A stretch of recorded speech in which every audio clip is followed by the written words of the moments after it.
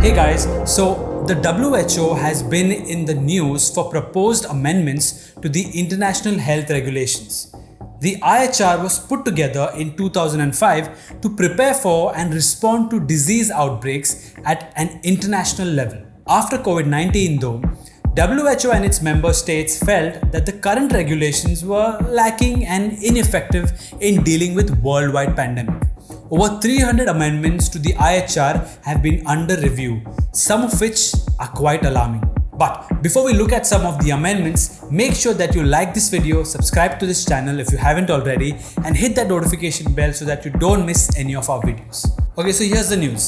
The IHR 2005 is a global framework that aims to prevent, detect, and respond to the international spread of infectious disease while minimizing the disruption to travel and trade. IHR is meant to be an instrument of international law that is legally binding on its 196 state parties, including 194 WHO member states. Based on the global response to the COVID pandemic though, they decided to make changes to the IHR. Essentially, the amendments would mean that Director General of WHO determines whether an infection is an actual or potential threat to international health.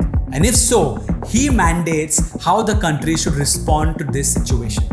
This includes mandatory examinations, digital and paper health certifications, determining which countries manufacture medications and treatment, and forcing other countries to purchase them, among other changes. Okay, so what all this means in a nutshell is that in a health crisis, all member countries will essentially hand over their sovereignty and rights to a single governing body, the WHO. This is completely wrong. Every country should have the right to decide how to respond. Each country's situation is different. The people and their mindsets are different. The financial and healthcare systems are different. You can't just implement a one-size-fits-all solution for all countries. We saw that during the last pandemic.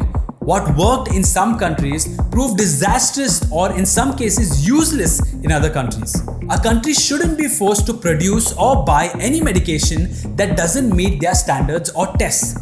A country should be free to take their time to do their research and come up with solutions that would be most effective for them.